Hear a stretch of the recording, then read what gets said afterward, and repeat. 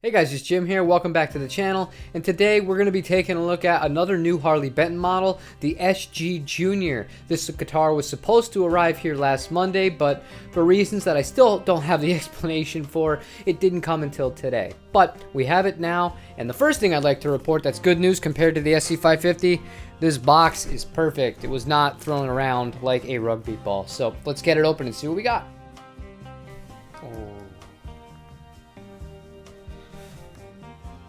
It's really pretty, I have to give it that. Initial look here. It's pretty decent. The action is super high. Like, I'm not going to demo this before I lower that. Okay. But other than that, decent. Let's get it on the bench. Okay guys, as you know, the first thing I like to do when I'm checking out a guitar is I like to check the fret ends. These are big frets, and they're pretty good. These are nowhere near as well done as the ones that came on the SC-550, and that has nothing to do with them being not stainless steel frets. It's just the edges aren't as smoothed out. Okay, other than that though, the neck, it feels like a 60 slim taper. It's not a really big neck on it. Okay, as far as quality control on the body itself goes, everything looks really good. There's no real scratching. This is an excellent finish. Again, very pretty shade of Pelham blue.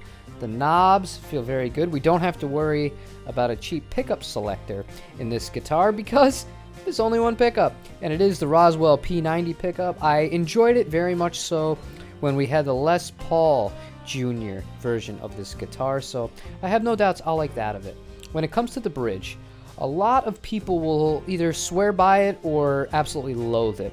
I feel like there's not really an in-between here. Some people immediately, when they buy one of these guitars, well, before this one, the Les Paul version of it, they would immediately take the strings off, take this one off, put on a Gibson style one, and call it a day. I didn't have any massive problems when we had the Les Paul one here.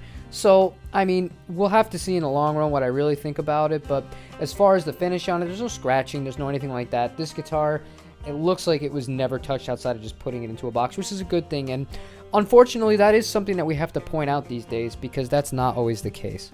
Okay, one thing we've never really checked out on these guitars, and I'm curious about this one, I want to see if these are full-size pots or if they're going to be the minis that come on the majority of imports. I was very surprised on the SC-550 that had full-size pots from the factory, and that's a very nice touch. The volume pot is a full-size pot. The tone pot is a mini. I'm not sure what their reasoning for is with that, but that's definitely strange. As you can see, it's a braided pickup. That's nice. It's not one of those really thin kind of cheapo import style pickups in that aspect, so that's pretty good. The cavity itself looks pretty good. It's been, you know, sprayed over a little bit of black for some shielding, which you can never have a little bit too much of that when it comes to an SG, or rather a P90 equipped instrument. Alright guys, shifting our focus here to the headstock. This fretboard is, I believe, Jatoba. It looks pretty dark. It does look a little dry though. It looks like you could use a little bit of lemon oil, but it's not too bad. I've definitely seen ones come in worse shape. The nut looks pretty good. This is a graphite nut. There's a slight, nope, that's not a gap, that's just the black. This is actually perfect. This is put in really well. Credit where credit is due on that. How do the ratios of the tuners feel? Oh, these feel good. These feel better than the ones that were on the Squire, if I'm being honest with you. Now, checking out the back of the headstock here, these tuners feel better because they are Wilkinson branded tuners. Obviously going to be pretty decent and clearly a step up from the ones that came on the Paranormal Squire. This is a made in Indonesia guitar with a 2021 serial number on it. It's in fantastic shape. This is a really to the point, bare bones style guitar. I do like that. I like the simplicity factor of it, but when it comes to checking out the whole thing, we've already done it and looks great. Alright guys, this one showed up mint. Not every Harley Benton does, and I'm somebody that's pro Harley Benton, but I've had experiences where there's been a lot of scratches, a little bit of issues with how the nut has been cut and placed into the guitar itself, and things like that. But this one, they did a great job. Not a single thing to talk about as far as negatives. All I have to do before I do the demos, like I said, I got to lower the action a little bit. It's really high, but let's see what it sounds like.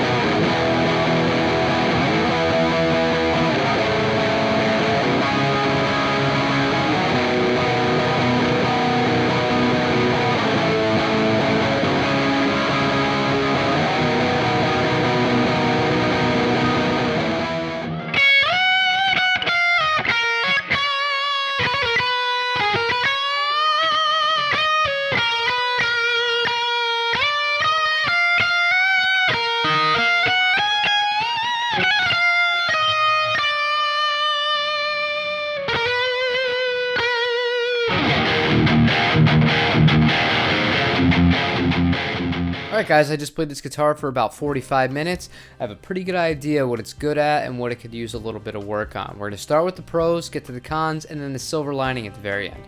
So for starters, the feel of this instrument is fantastic. Like I said, I played it for almost an hour. I had no fatigue whatsoever. The frets are very good. Not something you're typically going to find on guitars in this price range. Sometimes they can be a little bit more rough. These aren't perfect and are not anywhere near as good as the ones on the SC-552 with the stainless steel frets, but these are very, very, very good. Guitar stayed in tune great. No problems with the nut, the tuner, or the bridge. And I thought that the pickup itself sounds pretty good. Alright, and on to the cons of this guitar. To me, I didn't really care for the bridge and it had nothing to do with the stability of it. It was about the sheer comfort. These saddles are very sharp. So when I was kind of doing a little bit of that rhythm work on it, I found myself actually hitting it and being like, ow, that's not the most comfortable thing in the entire world. But the other con is something that I feel like on a one pickup guitar is vital. You need to have a quality volume and a quality tone pot inside of this instrument. It is absolutely vital to do that because since you only have one pickup, the ability to really manipulate that pickup and get more usable sounds than just one or two is kind of important. And on this one, I'm going to play you an example right now. The volume's going to be all the way up. I'm going to roll the tone pot progressively, and I want you to hear how minimal the changes are, and then all of a sudden it feels like it's just gone completely off.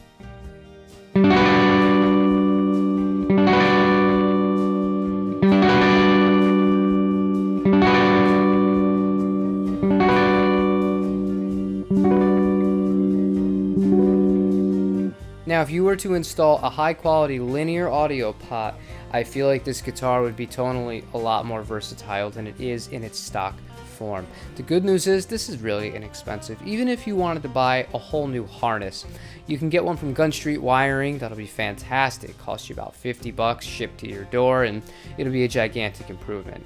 So to wrap things up here, no, I'm not going to grade it as high as I graded the SC-552. That guitar is an anomaly. I've never played a guitar $300 or less that even remotely comes as good as that one. But that being said, if you are looking for a single pickup SG, this is pretty damn good. The only real problem, like I said, tone pot, but not at the end of the world, not something that's going to cost you a whole ton of money. The rest of the guitar is put together so well, the quality control is decent, the frets are good enough, you really wouldn't have anything else to dump money into. And even in a worst case scenario where, say, you wanted to spend and you could replace the tuners, the nut, the pickup, the bridge, and the wiring harness, you could get top of the line everything and still be under $200 for all of those parts if you install them yourself. So for $400, you have a guitar that's gonna smoke anything else that Epiphone or the really low end of LTD, which would be a competitor in that kind of price range, would be able to offer you. But that's going to wrap up our first look at the Harley Benton SG Junior with the P90. Pretty good guitar overall, guys. If you like what I'm doing, leave a like on the channel. Subscribe if you haven't already. I really do appreciate that. Leave me a comment. Let me know what you think about all these new Harley Bentons. I feel like every single week they're coming out with a new one. And I think this week it looks like it's going to be either a V or an Explorer with active pickups on it. So I'll have a video on whenever it comes out with that. I doubt I'll be buying it because this was already a big enough stretch for me if you know my personal taste with guitars. But other than that, I'll see you tomorrow for another guitar related video. Take it easy, you guys.